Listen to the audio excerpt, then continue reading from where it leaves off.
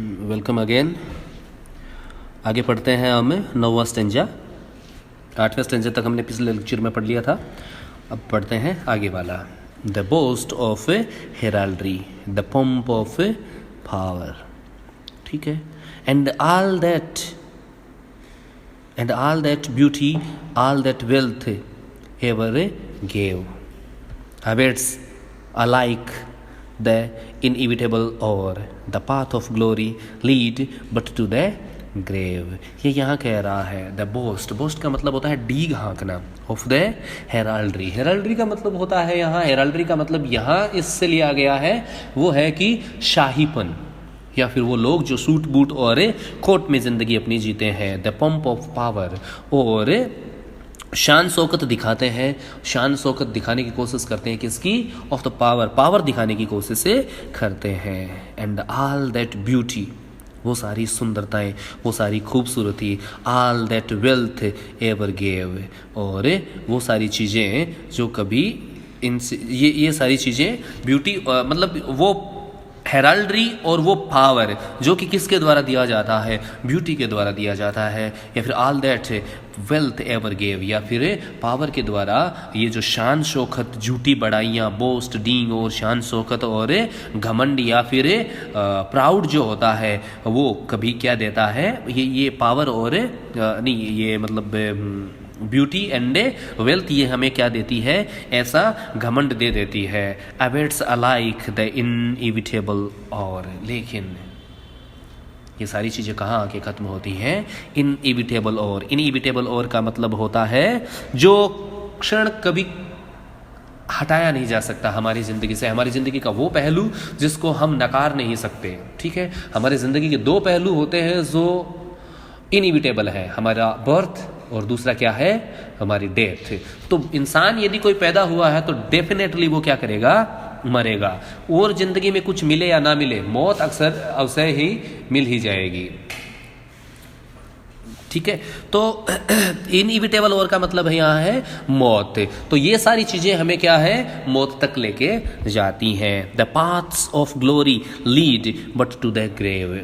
The path of glory, शौर्य के जो रास्ते हैं हमें लेके जाते हैं, लेकिन लेके कहाँ जाते हैं? हमें ग्रेव तक लेके जाते हैं। ये हमें शमशान घाट तक लेके जाते हैं। ये हमें कहाँ तक लेके जाते हैं? हमारे ग्रेव यार्ड तक लेके जाते हैं, हमारी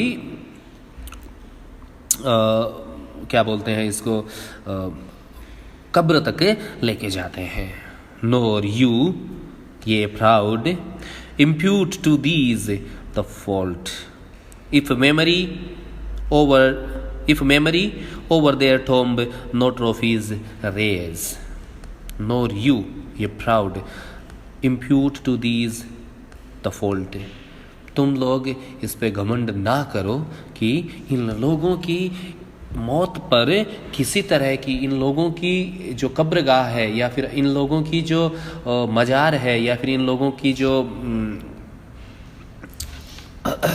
मशान है उस पे किसी तरह की कोई ट्रॉफी नहीं चढ़ाई गई। मेमोरी का मतलब यह है कि इन लोगों की यादाश्त में किसी तरह की कोई ट्रॉफी, किसी तरह का कोई चबूतरा, किसी तरह की कोई छतरी या फिर किसी तरह का कोई पत्थर इन पे इरेज नहीं किया गया है।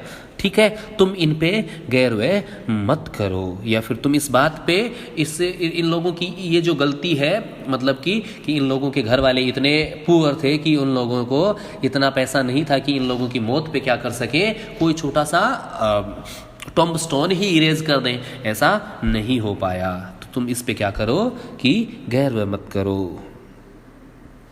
If memory ever their tomb no trophies raise, यदि यादाश्त नहीं इन लोगों की ट्रॉफी, इनकी कब्र पे कोई मोन्यूमेंट रेज नहीं किया। Where through the long drawn aisle and fretted vault the pealing anthem swell to swell the note of praise. ये जो चर्च का ये जो गुंबद है, ये इन लोगों के लिए क्या है? ये जो चर्च का गुंबद है वो क्या है? इन लोगों के लिए क्या है? एक टुम्ब का काम करता है। ये जो ऊंची ऊंची मीनारें और ये ऊपर जो घंटी लगी हैं, ये इनके लिए क्या है? मोन्यूमेंट से कम नहीं है। और ये जो घंटियाँ बजाई जाती हैं और जो गीत गाए जाते हैं चर्च में, ये क्या है, इनके लिए एंथम जैसे ही है। तो तुम लोग इन कमजोरियों पे घमंड मत करो। आगे वाला स्टेंजा हम पढ़ते हैं।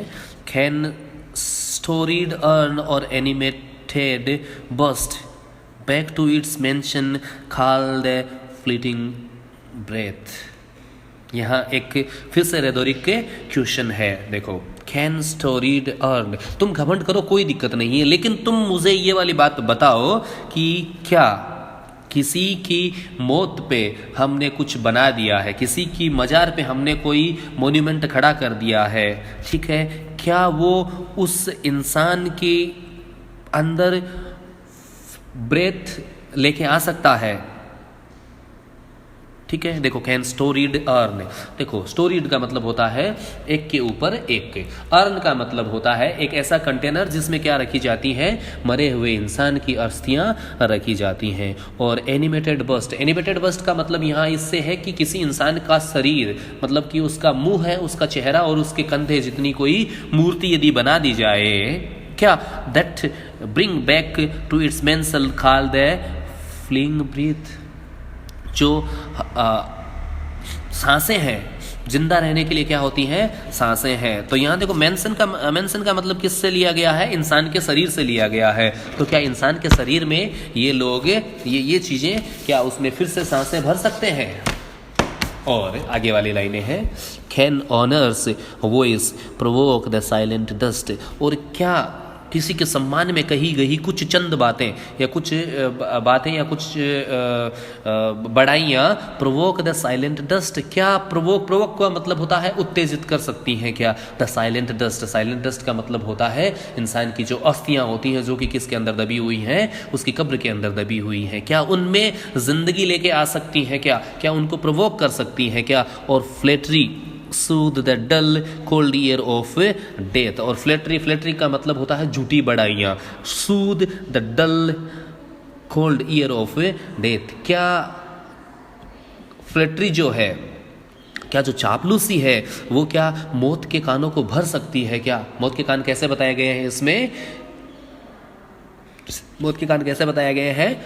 कोल्ड बताए गए हैं। तो क्या मौत के कानों को प्रोवोक कर सकती है क्या? मतलब कि इस पूरे स्टेंजा का मतलब ये है कि इसमें दो क्वेश्चन ये पूछता है कि क्या कोई मोन्यूमेंट खड़ा कर दिया जाए तो इंसान के अंदर जिंदगी आ जाएगी क्या? और किसी की चापलूसी करेंगे तो क्या मौत राजी होगी उस इंसान को फिर से जिंदा कर देगी क्या? ये वाली बात इन दोनों सवाल इस स्टेंजा में ये पूछ रहा है। Perhaps in this neglected spot is laid, Perhaps in this neglected spot is laid, शायद इस नज़रअंदाज किए हुए जगह में, मतलब कि इस कब्रगाह में, इस चर्च यार्ड में, is laid, सो रहा होगा शायद, some heart once pregnant with celestial fire. Celestial fire का मतलब होता है प्रचुर मात्रा में जो आग होती है। शायद इन लोगों के बीच में कोई सो रहा है, कोई एक आदमी जिसके हर्ट प्रेग्नेंट का मतलब होता है अंदर समाये हुए, भरपूर था वो, किससे? सेलेस्टियल फायर, खगोलीय ऊर्जा से वो, या फिर स्वर्गीय ऊर्जा से हम कह सकते हैं भरपूर था, कि इसके पास क्या थी? फायर थी। उसके दिल में इतना जोश था कि वो दुनिया की किसी भी चीज़ को क्या कर सकता था? जीत सकता था। शायद कोई एक इंसान ऐसा यहाँ सो रहा होगा।